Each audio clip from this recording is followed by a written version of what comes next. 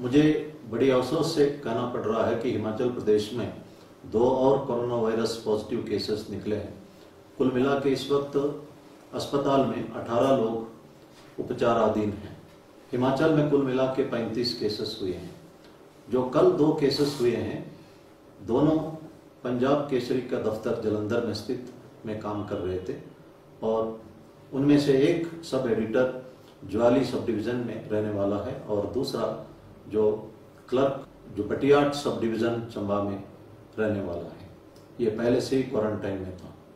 जो पंजाब केसरी के सब एडिटर्स दोनों जो सब्जी के ट्रक से बैठकर हिमाचल के अंदर आए, अपने घर चले गए, इन दोनों के ऊपर हमने एफआईआर दर्ज किया है और जो ड्राइवर्स इनको लेके आए हैं इनको भी इन्हीं एफआईआर में मुलजिम बनाया जाएगा। और मैं एक चेतावनी तमाम ड्राइवर्स को देना चाहता हूं जो एसेंशियल कमोडिटीज में इन्वॉल्व हो या जो कार्गो ट्रैफिक में इन्वॉल्व हो।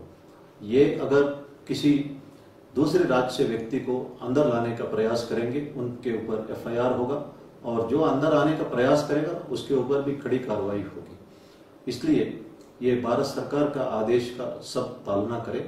प्रधानमंत्री जी ने अनुरोध किया है कि जो जहां है वहीं रहे और किसी भी राज्य इस वक्त इंटरस्टेट मूवमेंट नहीं कर रहा है। ये भारत सरकार का कानून भी है और इसलिए जो बेहतर आपको ये होगा कि सोशल मीडिया में हर कुछ लिखना या हर किसी को टेलीफोन करने से बेहतर है आप जो समाधान ई पोर्टल है भारत सरकार का, इसमें आप अनुरोध कर सकते हैं, अपना सुझाव भी दे सकते हैं। और मैं ये कहना चाहता हूं कि जो लॉकडाउन पीरियड हमारे लिए आत्ममंथन करने का एक सुनहरा मौका दिया है। मैंने कहा था कि नेल्सन मंडेला 27 साल तक जेल में रहते बहुत डिवाइन क्वालिटीज डेवलप किए, वो जेलर्स को माफ कर सके और एक कंटेंटेड लाइफ जी सके। और इसीलिए महात्मा गांधी जी ने भी कहा है, you be the change which you wish to see in the world. His holiness Dalai Lama ji ने भी कहा कि विश्व शांति के लिए हर एक इंसान में बदलाव आना है।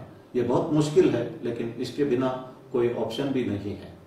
और भगवान सत्य साई बाबा ने भी कहा है, यही बातें डॉक्टर अब्दुल कलाम जो यूरोपियन पार्लियामेंट में कहा है, if there is righteousness in the heart then there is beauty in the character, if there is beauty in the character then there is harmony in home, if there is harmony in home then there is order in the nation, if there is order in the nation then there is peace in the world. जो घर की शांति के लिए हमारे अंदर का अच्छापन होना जरूरी है।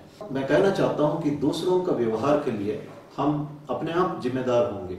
मैं एक एग्जाम्पल देना चाहता हूं। एक सास और बहू आपस में इनकी नहीं बनती, रोज एक दूसरे को टॉर्चर करना, गालियां देना चलते रहा। बहू का इरादा बड़ा साफ था, सास चंगी होवे नहीं तो फोटो टंगी होवे। बहू का एक दोस्त था जो जड़ी बूटी बेचने वाला था। बहू सीधा उसके पास गई और कहने लगी कि मुझे एक ऐसी चीज दे दो जो चाय में डालते ही सासू माँ की सांस बंद हो जाए। जड़ी बूटी वाले ने कहा कि ऐसा करोगे तो आप जेल जाओगे, इसलिए मैं एक दूसरी चीज स्लो पॉइजन देता हूँ, रोज चाय में डाल के दे दो, 1 महीने में कमजोर होते तुम्हारी सास मर जाएगी। लेकिन आपके ऊपर डाउट नहीं आना चाहिए, इसलिए सासू माँ से बना के रखे ताकि कोई यह ना कह सके कि बहू ऐसा काम कर सकती है। बहू ने पहला डोज दिया, बहू डर गई, इसलिए सासू माँ को खुश करने के लिए कुछ कदम उठाए। अगला दिन कुछ और तरीके उन्होंने अपनाया सासू माँ को खुश करने के लिए। 1 हफ्ता हुआ तो सासू माँ कहने लगी मेरी बहू बहुत अच्छी है, मुझे गलतफहमी हुई है। 15 दिन हो गया तो सासू माँ कहने लगी कि मैं किस्मत वाली हूँ कि इतना अच्छा बहू मुझे मिली है।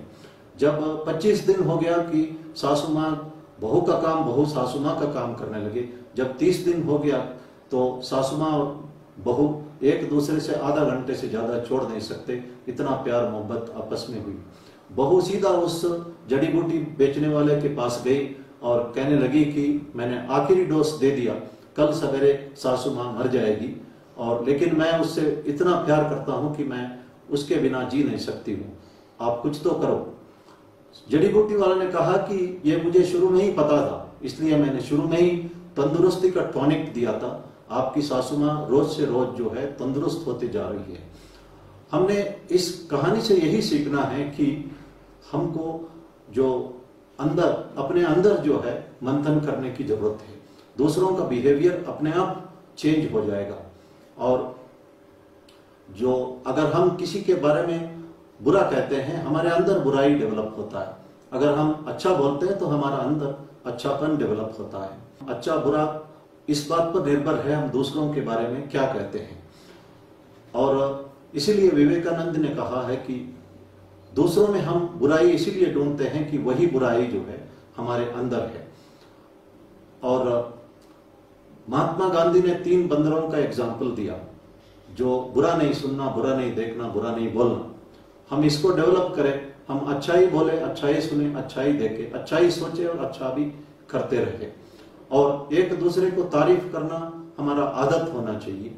और आपके बच्चे अगर अच्छा मार्क्स लेते हैं या अच्छा ड्राइंग करते हैं, हम जरूर तारीफ करके प्रोत्साहन करना चाहिए।